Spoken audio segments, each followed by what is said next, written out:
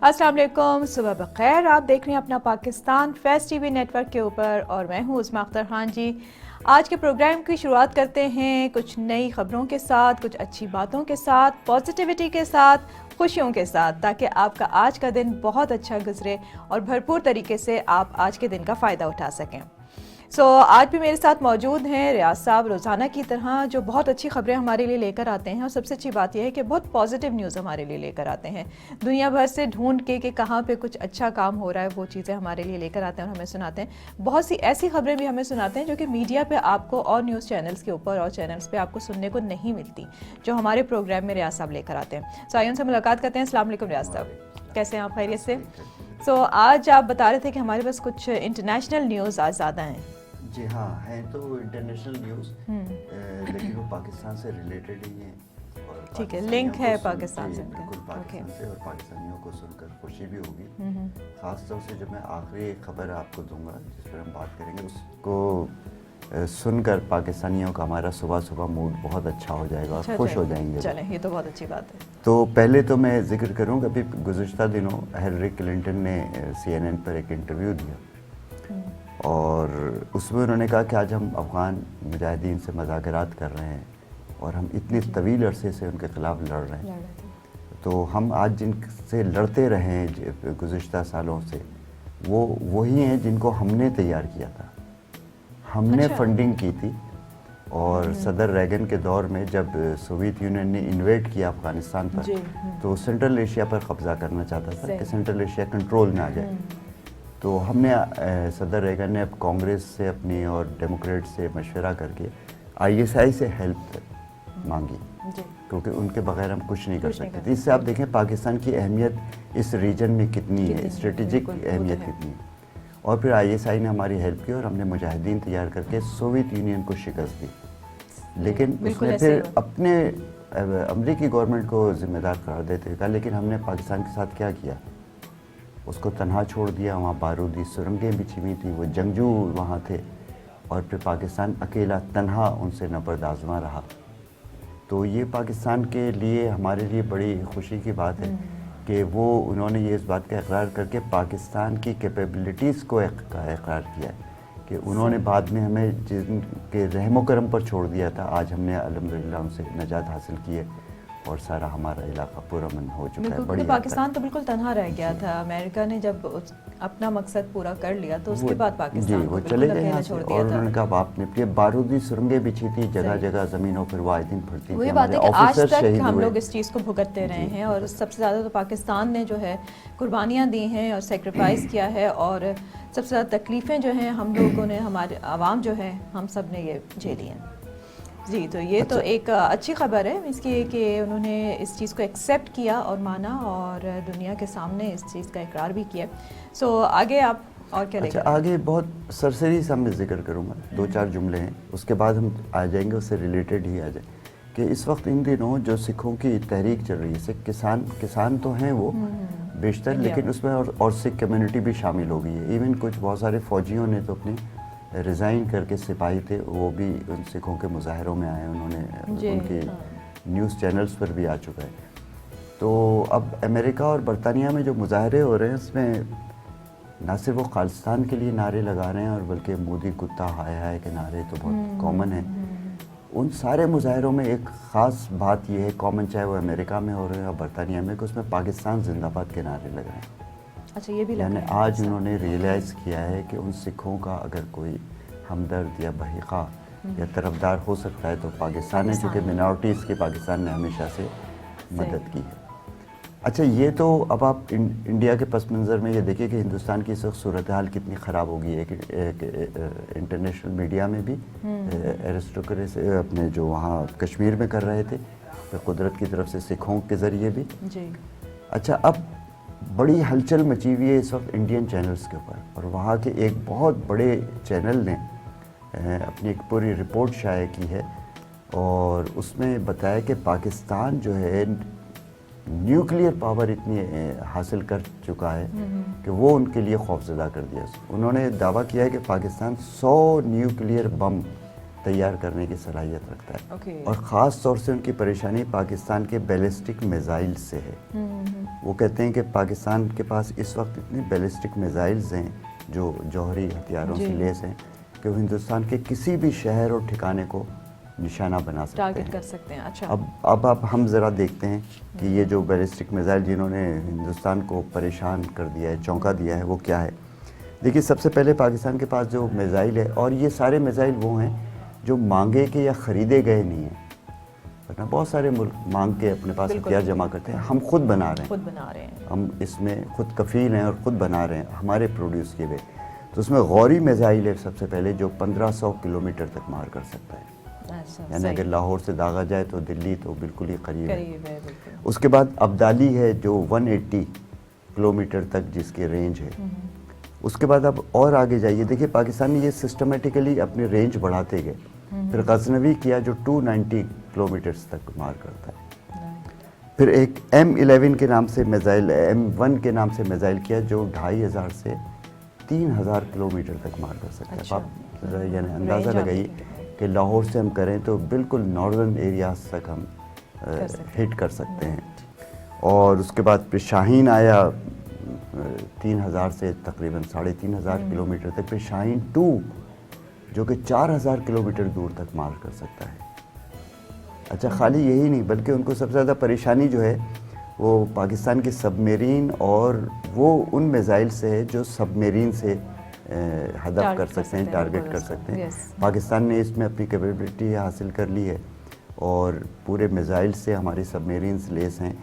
اور ہندوستان 3 طرف سے پانی سے گھرا ہوا ہے, تو یعنی 3 اطراف سے وہ خطرات میں ہیں. یعنی ایک آپ دیکھیے بالکل ایسٹ میں جہاں بنگلہ دیش ہے, پھر ایک نارتھ میں, اور ادھر بامبے کا ساحل جو کراچی سے بہت قریب ہے. یہ جو میزائلز ہیں جو ہماری سب میرینز میں لگے ان میں صلاحیت ہے کہ وہ پانی سے اندر سے وہ مار کر سکتے ہیں. اور سب میرین جنگ میں سب سے خطرناک ہتھیار سمجھا جاتا ہے چونکہ وہ 1 ہفتے سے لے کر 3 مہینے تک پانی کے اندر سطح جو سمندر ہے اس سے بالکل نیچے گہرائی میں ان کی ڈیپ جو ہے وہ رک سکتا ہے, ٹھہر سکتا ہے. 3 مہینے تک وہ چھپا رہ سکتا ہے اور پھر وہ اچانک اوپر آتے ہیں. اور پاکستان کے جو میزائلز ہیں اور سب میرینز ہیں وہ بغیر اوپر آئے ہوئے سب میرین پانی کے اندر سے بھی وار کر سکتی ہے. اچھا. یعنی وہ کسی کو پتہ بھی نہیں ہوگا اور اچانک میزائل نکلے گا اور ہٹ کرے گا. تو وہ میزائل کا نام ہے بابر اور وہ 450 کلومیٹرز تک مار کر سکتا ہے. یعنی ہماری سب میرین ہندوستان کے کسی بھی ساحلی شہر کو, تو وہ وہاں انہوں نے بہت تفصیلی رپورٹ کی ہے اس بات کو اور بہت خوفزدہ ہیں. اور وہ انہوں نے کہا چونکا دیا ہے ہمیں پاکستان نے اپنی اس قوت سے. اور سب سے اس میں اہم بات یہی ہے کہ یہ سب پاکستان کے اپنے بنائے ہوئے میزائلز ہیں. اور جو ہے ہم نے کسی سے مانگے سے نہیں لیے, نہ اس پر ہم نے. تو آپ اس سے اندازہ کریں پاکستانیوں کے لیے اچھی خبر اس لیے ہے کہ ہم کتنے محفوظ ہیں اور ہمیں کتنی سیکیورٹی, کیونکہ اصل چیز اسٹیٹ کی سیکیورٹی ہوتی ہے. اگر ملک نہیں ہے تو پھر کچھ بھی نہیں ہے. سارے لڑائی جھگڑے ملک کے اندر گھریلو معاملہ ہے. تو ہمیں چاہیے کہ ہم اس پر شکر کریں اور ڈاکٹر قدیر خان کو بھی ہمیں سلام کرنا چاہیے کیونکہ بنیاد تو انہوں نے ہی رکھی تھی کہ آج ہم بے فکر ہو کر اپنے ملک میں رہ سکتے ہیں کہ اگر کسی دشمن نے آنکھ اٹھائی ہمارے اوپر تو ہم انہیں اس کا مزہ چکھا سکتے ہیں. بالکل صحیح بات ہے. اور انڈیا کے لیے تو بڑی تشویشناک بات ہے یہ, اور انہیں ہونا بھی چاہیے پریشان, لیکن ہمارے لیے بڑی خوش آئند بات ہے اور ہم سب لوگوں کو اس پہ خوش ہونا چاہیے بلکہ فخر کرنا چاہیے. بہت شکریہ ریاض صاحب. اور اس کے ساتھ ہی ایک بریک کا ٹائم ہوا ہے, ہمارے ساتھ رہیے. بریک کے بعد آپ سے دوبارہ ملتے ہیں اپنا پاکستان میں.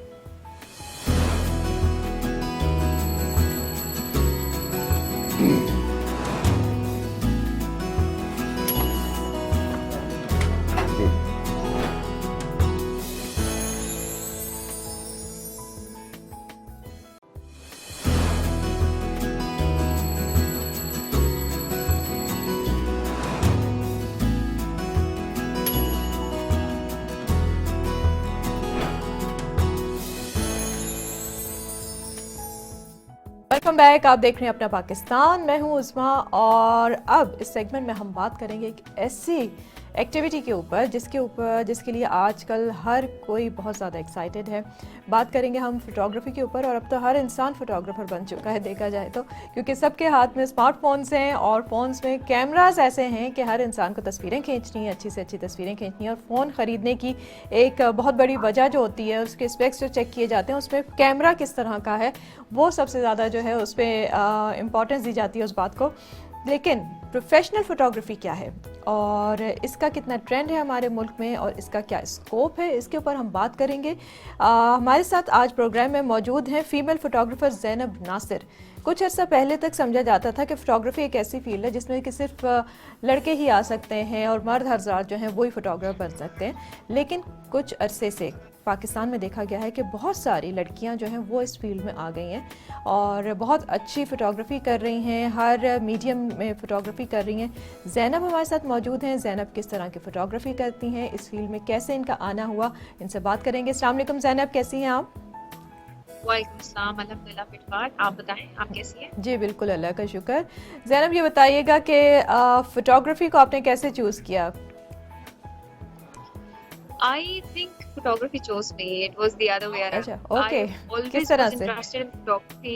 اور can you hear me? Yes I can.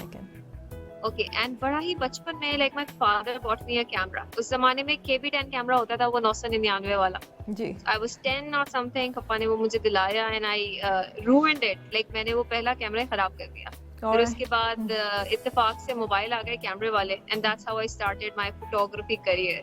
Okay, so کس طرح اس کے ابھی میں نے اسٹارٹنگ میں بات یہی کی کہ موبائل فونز کی وجہ سے جو ہے تصویریں لینے کا اور بہت زیادہ ٹرینڈ بڑھ گیا. اس کے ایک ٹائم تھا کہ ہم لوگ صرف تصویریں اس لیے لیتے تھے کہ ہمیں اپنی کچھ ایونٹس ہو رہے ہیں تو اس کی میموریز کو سیو کرنے کے لیے ہم تصویریں لے لیتے تھے, اور پھر ایک ٹائم تھا کہ وہ رولز جو تھے ان کو ڈیولپ کرایا جاتا تھا, پکچرز نکلتی تھیں, پرنٹس بنتے تھے, البمس بنتی تھیں. لیکن اب بالکل جو ہے کانسیپٹ چینج ہو چکا ہے. اب آپ کی ساری میموری جو ہے آپ کے فون میں ہوتی ہے, ہر وقت ہم پکچرز لے رہے ہوتے ہیں, سیلفیز لے رہے ہوتے ہیں. تو آپ نے بھی اسی طرح شروع کیا کہ ظاہر فون آیا اور فون کے کیمرے سے آپ نے اسٹارٹ کیا. سو کس طرح کی فوٹوگرافی آپ کو اپنی اس کے آپ نے اسٹارٹ کیا کہ اپنی پکچرز لینے سے اسٹارٹ کیا, یا پھر آپ کو شوق تھا کہ آپ جو ہے دوسرے جو آبجیکٹس ہیں ان کی پکچرز لیں, سینریز کی پکچرز لیں یا دوسرے لوگوں کی لیں؟ I started with pictures of other people, اور other people میں میرے گھر والے نہیں, دوست نہیں. I was always into street photography and photo journalism کا ایک فارم تھا. I wanted to capture moments and stories and لوگوں کے emotions, کہ لوگوں کو کیسا فیل ہو رہا ہے, ہم اگر کسی اور شہر جا رہے ہیں تو وہاں کی وائب کیسی ہے, all of that. I was documenting my life and of those around me. All right, okay okay. So interesting کام ہے آپ کا, کافی لگ رہا ہے کہ بہت مزہ آپ کو آتا ہوگا.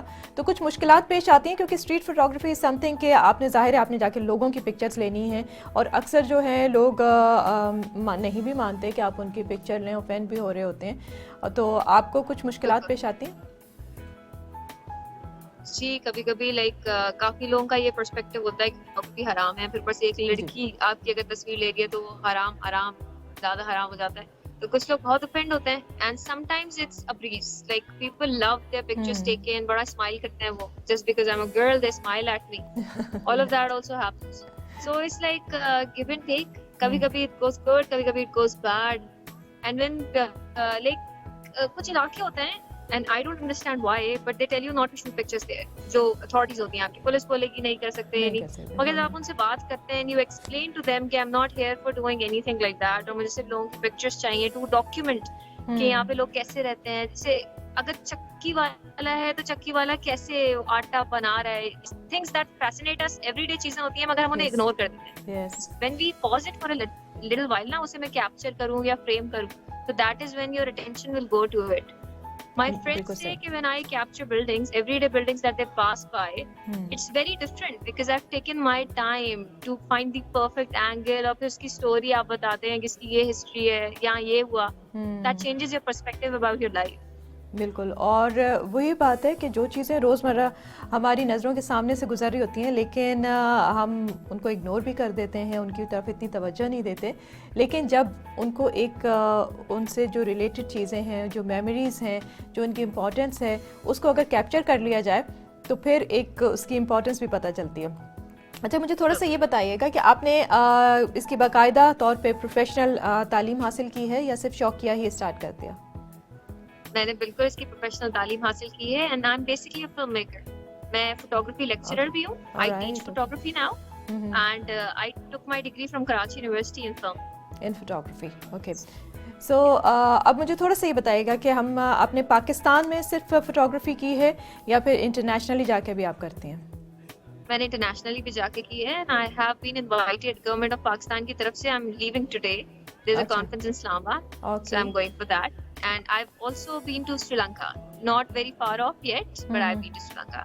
اچھا تو سری لنکا میں کس طرح کی فوٹوگرافی کی؟ یہی اسٹریٹ فوٹوگرافی کی؟ بالکل میں نے اسٹریٹ فوٹوگرافی اور ڈاکیومنٹری فوٹوگرافی کی. I am really into cultures and traditions and how people go about their lives. So کیا ڈفرینس آپ کو کیا محسوس ہوا پاکستان میں فوٹوگرافی کر کے اور پھر جب باہر جا کے کی تو آپ کو کیا فرق کیا محسوس ہوا؟ زیادہ ڈفرینس نہیں تھا. Sri Lanka is a lot like تو it almost felt like documenting the same people. مگر وہی تھوڑا سا لینگویج بیریئر تھا. مگر وہ بھی اگر آپ پاکستان میں انٹیریئر جاتے ہیں نا جیسے تھر پارکر آپ کراس کر لیتے ہیں جی تو لینگویج بیریئر اتنا زیادہ ہو جاتا ہے لوگوں کو اردو سمجھ نہیں آتی. آپ ایسے پنجاب میں انٹیریئر چلے جائیں لوگوں کو اردو سمجھ نہیں آتی. تو آپ کا کمیونیکیشن بیریئر بالکل ویسے ہی ہوتا ہے جیسے انٹرنیشنل ہوتا ہے. تو اٹ واز لائک دیٹ. ٹھیک ہے. تو پاکستان میں کہاں کہاں ٹریول کیا اور سب سے زیادہ مزہ کہاں پہ آیا؟ کس ایریا میں فوٹوگرافی کرنے کا آپ کو سب سے زیادہ مزہ آیا؟ I've been all over Pakistan, alhamdulillah. مطلب کوئی ایسی جگہ نہیں ہے جہاں میں ابھی تک گئی نہیں for my work. And my favorite place so far has been Tharpakar. I love ان کا وہ جو heritage ہے and the vibes they give and they're very welcoming people. اور اتنی problems میں رہتے ہیں وہ لوگ لیکن پھر بھی اتنا colourful culture نا میں نے شاید کہیں اور نہیں دیکھا.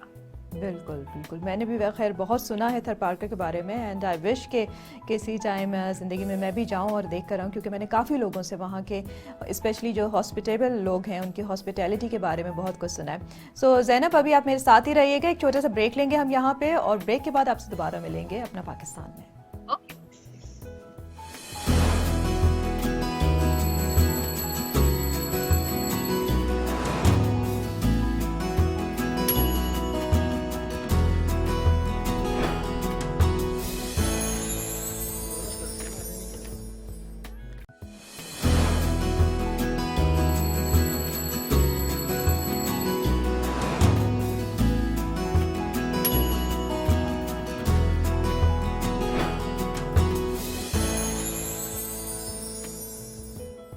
Welcome back. آپ دیکھ رہے ہیں اپنا پاکستان اور زینب میرے ساتھ یہاں پہ موجود ہیں. فیمیل فوٹوگرافر ہیں, اسٹریٹ فوٹوگرافی کرتی ہیں اور اب ان سے مزید کچھ بات چیت کریں گے فوٹوگرافی کے حوالے سے ہی.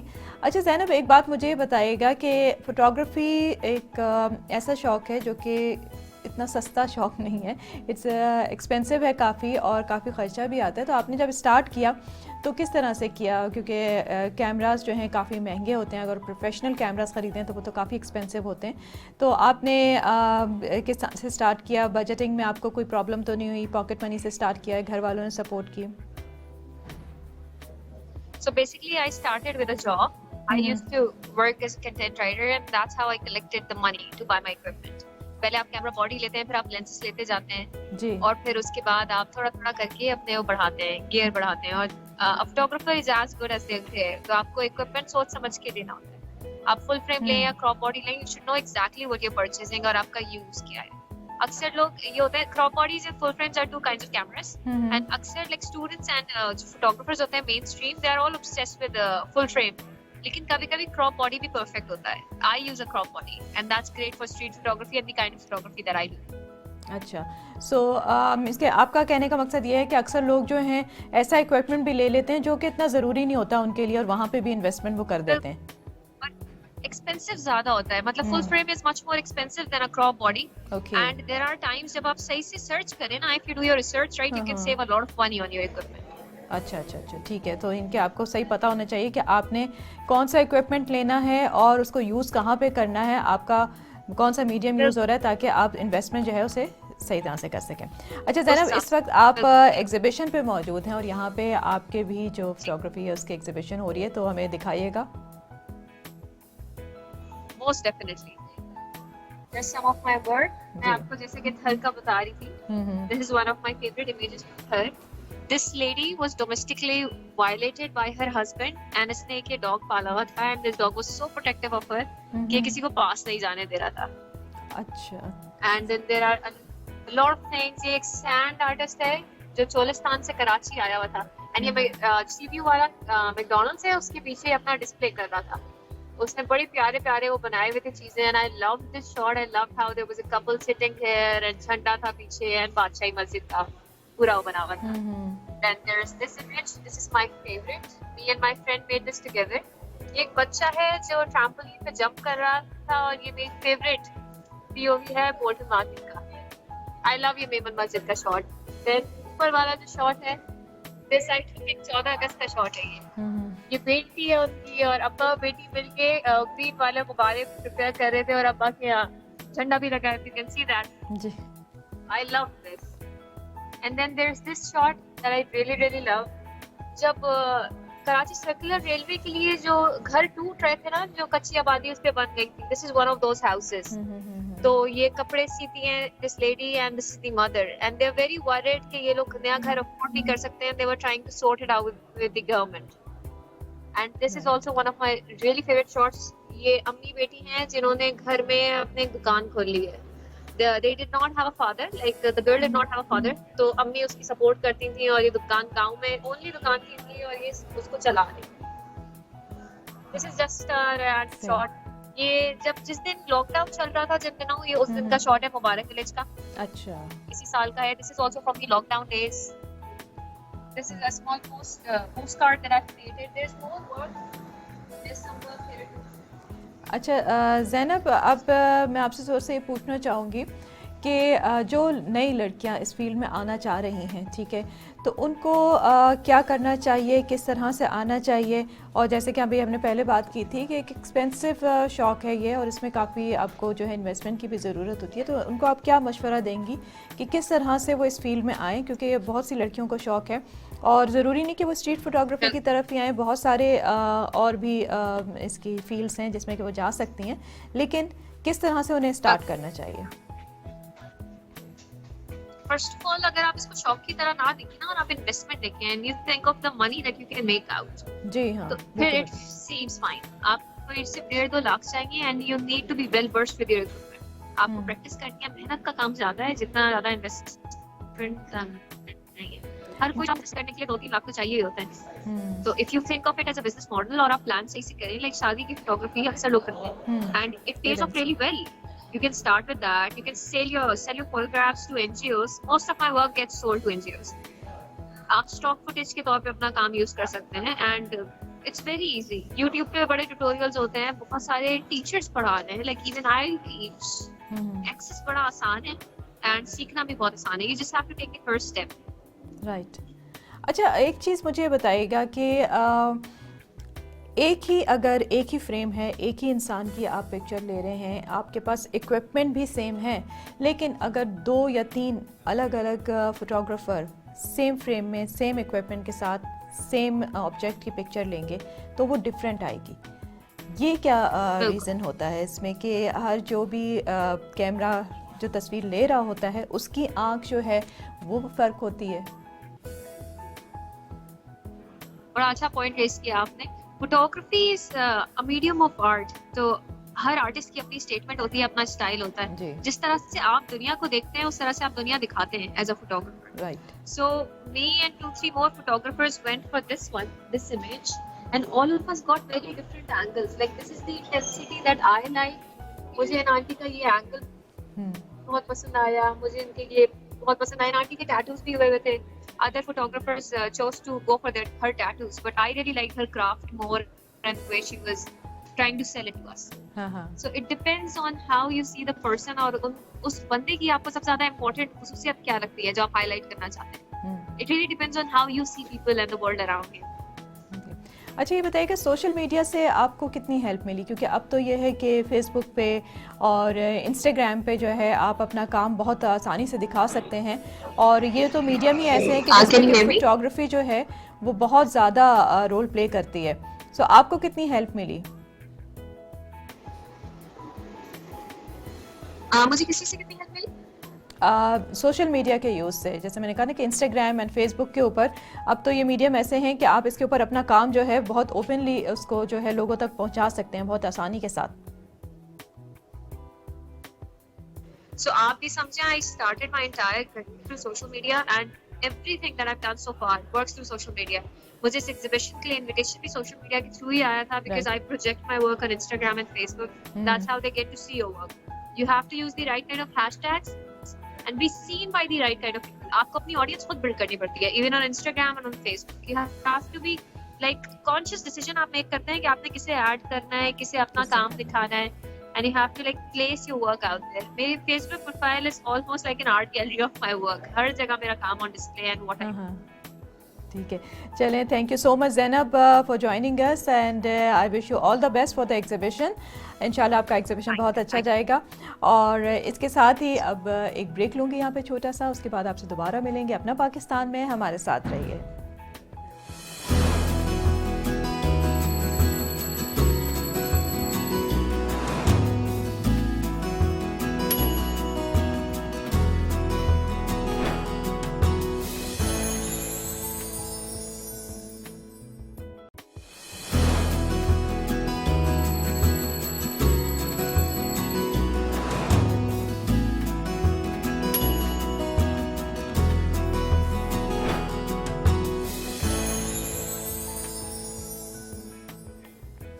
ویلکم بیک, آپ دیکھ رہے ہیں اپنا پاکستان, میں ہوں عثما. اور اب میرے ساتھ موجود ہیں شمیم بیگ صاحب جو کہ لاہور گروپ آف کالجز میں پروفیسر ہیں. ان سے ہم بات کریں گے آج ہائر ایجوکیشن کے حوالے سے. السلام علیکم شمیم صاحب. وعلیکم السلام. جی خیریت سے ہیں آپ؟ ٹھیک ٹھاک جی الحمدللہ. جی آپ سنائیں, خیریت ہے؟ جی بس اللہ کا شکر. بہت شکریہ پروگرام میں ہمیں جوائن کرنے کے لیے شمیم صاحب. اچھا شمیم صاحب سے پہلا سوال میں یہ کروں گی کہ ہائر ایجوکیشن ٹیچر اور پرائمری اور سیکنڈری ایجوکیشن ٹیچر جو ہیں, ان دونوں کے میتھڈ آف ٹیچنگ میں کیا مین فرق کیا ہے, ڈفرینس کیا ہے مین؟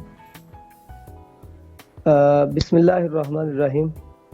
شکریہ آپ نے مجھے انوائٹ کیا اور مجھے موقع فراہم کیا کہ میں ہائر ایجوکیشن پر کچھ کہہ سکوں. جی اصل ہوا یہ کہ ہمارے ہاں پرائمری اسکول میں جو اساتذہ ٹیچ کرتے ہیں اس کے لیے ہمیں بڑی ضرورت ہے کہ ریفریشر کورسز ان کے ہونے چاہیے.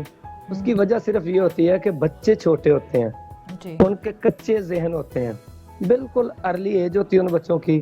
اور پرائمری اسکول کے ٹیچرز کے حوالے سے کچھ مسائل بھی ہوتے ہیں.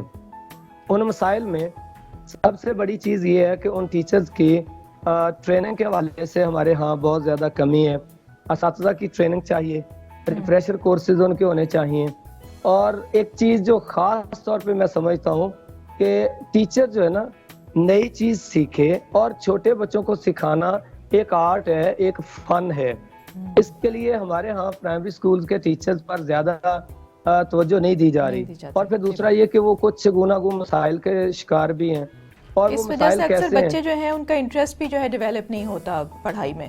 جی نہیں ہوتا. اور اس کی وجہ یہ ہے کہ ان کو غیر تدریسی ذمہ داریاں بہت زیادہ دے دی جاتی ہیں, جس کی وجہ سے ان کے لیے یہ مسائل بھی پیدا ہوتے ہیں. اور دوسرا سیلری ان کی کم ہوتی ہے. پھر یہ ہے کہ کچھ ہمارے ہاں, اگر میں غلط نہیں کہہ رہا تو سیاسی بھرتیاں جو ہوتی ہیں چھوٹے لیول پر ہو جاتی ہیں. ہم سمجھتے ہیں کہ پرائمری اسکول میں ٹیچ کرنا کوئی اتنا بڑا کام نہیں ہے. ہمارے لوگ اس کو سیریس نہیں لے رہے ہوتے. حالانکہ سب سے ضروری جو ہے, میں کہتا ہوں فوکس کرنا چاہیے ہمیں پرائمری اسکول کے اساتذہ پر. بالکل ان کے مسائل بھی حل کرنے چاہیے, ان کو ٹریننگ بھی دینی چاہیے. کیوں چھوٹے بچے ہوتے ہیں اور ان کو سکھانا, اگر ہم نئی سے نئی ٹیکنیک لیں گے, کیونکہ بچہ ڈائیورٹ ہو رہا ہے وقت کے ساتھ ساتھ. بچے اب چھوٹی عمر میں ہی میڈیا تک ان کی ایکسیس ہے, اور ٹیچر جو ہے وہ کلاس میں وہ دلچسپی پیدا نہیں کر پاتا اس لیول کی جس لیول کی کرنی چاہیے. میں آپ کو ایک چھوٹی سی اگزامپل دیتا ہوں کہ جب ہم پڑھتے تھے ہمارے اساتذہ جو تھے وہ ساتھ ڈیمانسٹریشن کر کے دکھاتے تھے. مثال کے طور پر وہ 100 روپے کا نوٹ ہمارے ٹیچر کلاس میں لے کر آئے. انہوں نے پوچھا یہ نوٹ کتنے کا ہے؟ ہم نے کہا جی یہ 100 روپے کا نوٹ ہے. انہوں نے کہا, اس کو بالکل مروڑ کے رکھ دیا اور انہوں نے نیچے گرا دیا. انہوں نے کہا کہ آپ بتائیں کتنے کا؟ ہم نے کہا سر 100 روپے کا. उसके बाद उन्होंने उसके ऊपर पाँव रखा, उन्होंने कहा आप बताएं ये कितने का, हमने कहा सर अब भी 100 रुपए का है। फिर उन्होंने उस नोट को सेंटर से फाड़ दिया और पूछा अब क्या है, हमने कहा सर अब भी ये 100 का नोट ही कहलाएगा। तो उन्होंने कहा साबित ये हुआ बेटा कि आप अगर खुद अपनी अहमियत को बढ़ाना चाहते हैं, आप अगर अमल अच्छा रखते हैं तो वक्त की गर्द तो आप पर आ सकती है लेकिन आपकी अहमियत को कम नहीं कर सकती। हमारे यहाँ छोटे बच्चे होते हैं, असातिज़ा उनके साथ बाज़ औक़ात ऐसा है कि उनको उनके लेवल पे जाकर नहीं पढ़ा रहे होते, और छोटे बच्चे जो होते हैं वो खेलना भी चाहते हैं, उनकी पढ़ाई उनकी स्टडी जो है नई टेक्निक के मुताबिक साथ साथ उनको खेलना भी चाहिए। अब अगर हम आते हैं उससे क्योंकि बेस जो है इंसान की वहीं से बनती है, और बच्चे जो हैं वो जिस लेवल पे जब छोटी उम्र से ही उन्हें तालीम इस तरह से दी जाएगी कि उनका इंटरेस्ट डेवलप हो तो वो उसको पढ़ना भी चाहेंगे, बोझ नहीं समझेंगे। क्योंकि अक्सर ये होता है कि अब स्कूल्स में बच्चों को जिस तरह से पढ़ाया जाता है, जिस तरह से तालीम दी जाती है, तो उनको लगता है कि उनके ऊपर बहुत ज़्यादा बर्डन डाल दिया गया है, कोई बोझ है, उनका दिल नहीं चाहता है स्कूल जाने का। तो बहुत ज़रूरत है कि इस सिस्टम को जो है चेंज किया जाए, जो हमारा तालीमी निज़ाम है उसको चेंज किया जाए। और स्पेशली जैसे कि आपने कहा कि टीचर्स जो हैं उनके ऊपर बहुत बड़ी जिम्मेदारी है कि वो जिस तरह से बच्चों को पढ़ाते हैं, जिस तरह से वो जब क्लास में जाते हैं तो बच्चों का इंटरेस्ट डेवलप करना चाहिए, बजाय इसके कि उनका फोकस इस चीज़ पे हो कि मैंने कोर्स कंप्लीट कराना है। फोकस इस चीज़ पे होना चाहिए कि जो छोटे बच्चे हैं वो सीख कितना रहे हैं और उनका इंटरेस्ट कितना डेवलप हो रहा है। सिखाने में ना उस्ताद का बड़ा किरदार, उस्ताद ही सिखा सकता है। उसकी एक रीजन मैं एक आपको बात बताऊं, हमारे असातिज़ा को ईमानदारी से वहाँ मेहनत करनी चाहिए। मुझे याद आ गया वाकया कि देखें जब ये बद्र के कैदी आए, प्यारे नबी सल्लल्लाहु अलैहि वसल्लम ने जब उनसे कहा हमारे बच्चों को आप लिखना पढ़ना सिखा दें तो हम आपको आज़ाद कर देंगे, वो आपका फिदिया हो जाएगा। आप जरा गौर कीजिए कि वो थे काफिर, लेकिन इसके साथ साथ उन्होंने पढ़ाने में खयानत नहीं की। हालांकि वो काफिर थे, गैर मुस्लिम थे, नॉन बिलीवर थे, इसके बावजूद आप इस यानी इतना मुकद्दस पेशा है, सिखाना इतना बड़ा काम है कि आप देखें उन्होंने ईमानदारी से उनको पढ़ाया, पढ़ाते हुए उन्होंने खयानत नहीं की। उन्होंने ना ये ख्याल किया कि ये हमारे दुश्मनों के बच्चे हैं, जाहिर है वो तो कोई। और फिर उसके साथ ये चीज है, हमारे यहाँ ये उस्ताद का इतना बड़ा विजन होना चाहिए कि याद रखिए 4 आसमानी किताबें आई हैं, सिर्फ सिखाने वाले कमोबेश 1,24,000 आए हैं, यानी पैगंबर।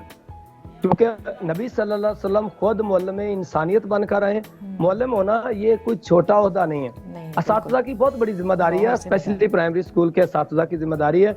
अगर वो बेस बनाकर आगे भेजेंगे, फिर उसके बाद अगला एक स्टेप छोटा सा मैं आपको बात बताऊं कि कौमें हमेशा बनती हैं जहां टीन एजर से 13 to 19 ये जिंदगी का सबसे खतरनाक वक्त होता है, और इस दौरान में माइंड बिल्ड करना असातिज़ा की इतनी बड़ी जिम्मेदारी है।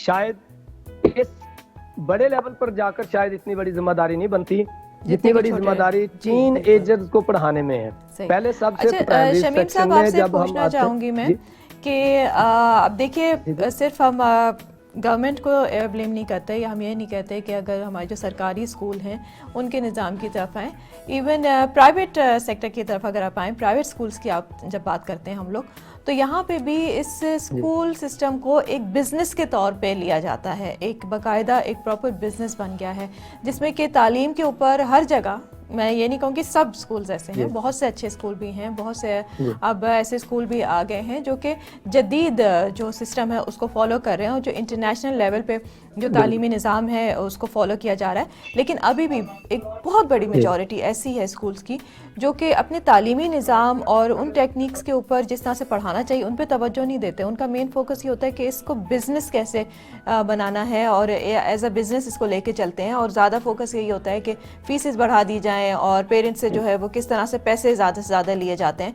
आप देखें तो हर गली मोहल्ले में कोई ना कोई स्कूल खुला होता है जहाँ पे कि ये नहीं देखा जाता कि जिनको एज टीचर हायर किया जा रहा है उनका क्या बैकग्राउंड है, उनका कितना एक्सपीरियंस है। सिर्फ स्कूल खोल लिए जाते हैं और वहाँ से सिर्फ एक जो है एक कारोबार की तरह उसको शुरू कर दिया जाता है। तो इस चीज़ को बेहतर कैसे किया जा सकता है? जी, एक तो हमारा मसला ये है कि हमारे यहाँ बाज़ औक़ात भेड़ चाल बन जाती है। हमारे यहाँ ये आपने बिल्कुल ठीक कहा کہ گلی محلوں میں یہ اسکول بنے ہوئے ہیں, ان کا کوئی ہمارے ہاں چیک اینڈ بیلنس اس لیول کا نہیں کیا جا رہا, جو کہ بہت ضروری ہے ہمارے ہاں. لیکن ایک چیز میں اس کے ساتھ ساتھ کہوں گا کہ پرائیویٹ سیکٹر میں اساتذہ سے کام لیا جاتا ہے, اساتذہ کام کرتے ہیں. بعض ایسے چھوٹے اسکول ہیں جو جن میں اساتذہ کی ٹریننگ کا جو ہے وہ کام نہیں کیا جاتا, لیکن جو اس کے بعد بڑے کلاسز کو پڑھانے والے ہیں یا ایلیٹ قسم کے جو کلاس کے جو اسکول ہیں, وہاں پر اساتذہ کی ٹریننگ ہوتی ہے, ریفریشر کورسز ہوتے ہیں, ان کو نئی ٹیکنیک سکھائی جاتی ہے, آڈیو ویڈیو کا ارینج کیا جاتا ہے. لیکن ہمارے ہاں یہ جو آپ کہہ رہے ہیں نا گلی محلہ میں اسکول, اس میں کوئی شک نہیں ہے کہ اس کا ذمہ دار کون ہے. ہمارا جو ایجوکیشن کا سارا سسٹم ہے, اس کے جو کرتا درتا ہے وہ انہوں نے چیک کرنا ہے. میں اس لحاظ سے ایک چیز میں نے دیکھی ہے جو اب تک کی میری آبزرویشن ہے, وہ یہ کہ جو اسکول تو ایفیلیٹڈ ہے, جو اسکول رجسٹرڈ ہے, جو کام کر رہے ہیں, سارا چیک انہیں کیا جاتا ہے. لیکن یہ جو گلی محلوں میں اسکول بنے ہوئے ہیں ان کو کوئی دیکھتا نہیں. وہاں پر میٹرک پاس بچے وہ پڑھا رہے ہوتے ہیں, بہت چھوٹی عمر کی بچیاں ایز اے ٹیچر پڑھا رہی ہوتی ہیں, بہت چھوٹی عمر کے بچے ایز اے ٹیچر پڑھا رہے ہوتے ہیں. یہ نہیں ٹھیک. اب ان کو چیک کس نے کرنا؟ سوال یہ ہے کہ اساتذہ جو انہوں نے رکھے ہیں اسکولوں نے, ان کو چیک کرنے کے لیے بھی تو ہمارے ہاں کوئی ایسا نہیں ہے نظام. پھر بعض اسکول رجسٹرڈ ہی نہیں ہے. اب ان کا ایک ہمارے ہاں دینا چاہیے کہ طریقہ کار ہونا چاہیے کہ کتنا رقبہ ہونا چاہیے پرائمری اسکول کا.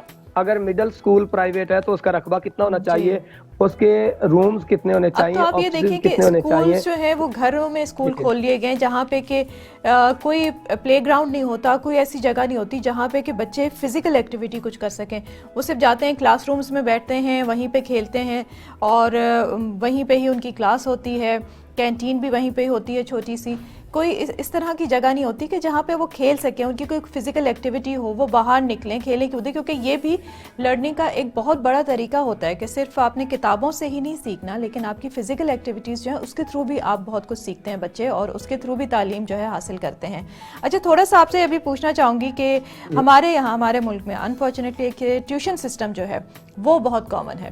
اسکول بھی بچہ جا رہا ہے, آدھا دن اس کا وہاں پہ لگ رہا ہے, اور اس کے بعد باقی کا جو آدھا دن ہے وہ پھر ٹیوشن جا کے وہی چیز, وہی کام جو ہے اس کو دوبارہ سے کر رہا ہے اور کمپلیٹ کر رہا ہے اپنے ٹیوشن میں. اچھا, پرسنلی میں اس سسٹم کے بہت اگینسٹ ہوں, اور ٹیوشن میں نے اپنی زندگی میں خود بھی بہت کم لی اور کبھی پسند نہیں کیا, اور ابھی بھی میں اپنی بچی کو بھی ٹیوشن نہیں دلاتی بالکل بھی. اور یہ ایک میں نے تہیہ کیا ہوا ہے کہ ٹیوشن تو وہ کبھی بھی نہیں لے گی. وہ جس اسکول جا رہی ہے, یہ اسکول کی ذمہ داری ہے کہ اس کو تعلیم پراپر دی جائے. تو ہمارے یہاں یہ اس نظام کو ہم کیسے بہتر کر سکتے ہیں؟ کیونکہ وہی ٹیچرز جو اسکول میں پڑھا رہے ہیں اس کے بعد وہی بچوں کو جو ہے گھر پہ بلاتے ہیں. ایون میں نے خود بھی ایکسپیرینس کیا ہے کہ ٹیچرز خود پیرنٹس سے کہتے ہیں کہ آپ کے بچے کو ٹیوشن کی ضرورت ہے, اب آپ اس کو ٹیوشن دلوائیں. ٹیوشن کی ضرورت کیوں ہے؟ بچہ اسکول کس لیے جا رہا ہے؟ اسکول صرف فیس دینے کے لیے تو نہیں جا رہا, تعلیم حاصل کرنے جا رہا ہے. اور اگر وہ اسکول اس کو اس لیول کی تعلیم نہیں دے پا رہا تو پھر اس ٹیچر کا اور اس اسکول کا فائدہ ہی کیا ہے؟ ہمارے ہاں بدقسمتی یہ ہے, ہمارے ہاں سوچنے کا کوئی کنسیپٹ نہیں رہا. ہمارے ہاں کوئی لوگوں کے اندر یہ ہے ہی نہیں, احساس نہیں. تعلیم کو ہم نے سیکنڈری حیثیت دی ہوئی ہے. ہم نے میں ایک چیز آپ کو بتاؤں, ہمارے ہاں ہوتا کیا ہے کہ تعلیم ہماری پرائرٹی نہیں رہی. اگر ہماری پرائرٹی ہوتی نا تعلیم تو پھر ایسا نہ ہوتا. ہمارے ہاں یہ آپ کی بات ٹھیک ہے, یہ ایک مافیا بن چکا ہے آپ کے حوالے, جو جس طرح آپ نے کہا کہ یہ ٹیوشن کا سسٹم جو ہے یہ بچہ صبح وہاں پڑھتا ہے, پھر باقی کا ٹائم وہ اکیڈمی میں لگاتا ہے, اور اسکول کے ہی وہ ٹیچر جو ہوتے ہیں وہ اسے پڑھا رہے ہوتے ہیں. لیکن اس کے ساتھ ساتھ ہمیں دیکھنا یہ ہے کہ کیا وہاں پر ہم نے اپنے بچوں کو خود یہ چاہتے بھی یہی ہے کہ ہمارا بچہ بیزی رہے, جبکہ کھیلنا ضروری تھا, اس کے مینٹل گروتھ نہیں ہو پا رہی, ہم نے اس پر برڈن اتنا کر دیا, اسی لیے معاشرہ گھٹن کا شکار ہے. یہ جب وہ جگہ تھوڑی ہوتی ہے وہ گھٹن کا شکار ہے سارے کا سارا, کیونکہ کھلی جگہ ان کو میسر نہیں آتی. پھر میں آپ کو بتاؤں, یہ ہندو اسی لیے تنگ نظر ہوتے ہیں, ان کے باقی بے شک گھر وسیع ہو لیکن وہ ڈیوٹی ان کی ہوتی ہے, آگے والا فرنٹ ان کا تھوڑا ہوتا ہے, وہ تنگ چھوٹی گلیوں میں رہنے کو وہ پریفر کرتے ہیں ہندو, اس لیے تنگ نظر وہ بنتے ہیں. تو یہاں پر بھی یہ ہے کہ ہم نے لگایا ہوا ہے, صبح بچہ جاتا ہے جی قاری صاحب کے پاس, صبح ارلی اٹھتا ہے, اس کے بعد سارا دن وہ اسکول میں, اور وہ کتابیں رٹوائی جاتی ہیں, ان کو سوچنے کا ٹائم نہیں دیا جاتا, ان کو گراؤنڈ میں لایا نہیں جاتا, ان کو وہ فزیکلی وہ کام کروایا نہیں جاتا. پھر اس کے ساتھ ساتھ ایک چیز اور, ہم بھی یہی چاہتے ہیں کہ ہمارا بچہ اگر اسکول سے آیا تو اب یہ ٹیوشن چلا جائے, اگر یہ گھر رہے گا تو یہ فارغ رہے گا, یہ دوسرے بچوں کے ساتھ کھیلے گا. ہم اتنے خوف زدہ ہیں کہ ہم اپنے بچوں کو دوسرے بچوں کے ساتھ گھلنے ملنے نہیں دیتے. اسکول میں بھی ہمارا, جب ہم بچے کو بھیجتے ہیں تو ہم یہ بات کیا کر بھیجتے ہیں بچے کو کہ بیٹا آپ نے اپنی کتابیں سنبھال کے رکھنی, صرف ساتھ والے کو چیز نہیں دینی, لینی کوئی چیز نہیں. ہم ان کو سوشل ہونے ہی نہیں دیتے, جس کی وجہ سے ہمارے ہاں روڈ پر بھی پھر یہی ہوتا ہے نا کہ حادثہ ہوتا ہے, لوگ ٹھہرتے نہیں, کیونکہ ان کی تربیت ہی ایسی کر دی جاتی ہے, تنہا رہنا سکھایا جاتا ہے. اب حادثے سے بڑا سانحہ یہ ہو گیا, لوگ ٹھہرے بھی نہ میرا حادثہ دیکھ کر. تو ہوتا یہ ہے. اس کے ساتھ ساتھ ایک چیز ہم نے یہ غلط کی, اپنے بچوں کو ہم نے وہ چیز سکھائی نہیں جو اصل مقصد تھا, تعلیم کا مقصد تھا. یہ مقصد تھا کہ وہ ایک اچھا انسان بنے, وہ معاشرے کا جو مفید ایک فرد بنے. ہم نے تو صرف تعلیم کو ایک بس یہ سسٹم بنا دیا ہے کہ ڈگری حاصل کرنی ہے, اور ڈگری حاصل کرنی ہے, اس کے بعد نوکری ڈھونڈنی ہے, اور یہی مین فوکس جو ہے وہ ہمارا یہ بن گیا. اچھا شمیم صاحب, تھوڑا سا مجھے بتائیے گا کہ اگر ہم کمپیریزن کریں پاکستان کا اور دوسرے ممالک سے, تو یہاں پہ اسکالرشپس کا جو ایک سسٹم ہے وہ بہت کم ہے, اس کے بہت پرسنٹیج بہت کم ہے, اسکالرشپس اتنی نہیں دی جاتی بچوں کو جتنی کہ اگر آپ دیکھیں کہ انٹرنیشنل لیول کے اوپر یونیورسٹیز میں, کالجز میں, اسکولز میں اسکالرشپس بہت دی جاتی ہیں, جو کہ بہت انکریجنگ ہوتا ہے بچوں کے لیے. لیکن ہمارے یہاں اس چیز پہ اتنا زیادہ فوکس نہیں کیا جاتا.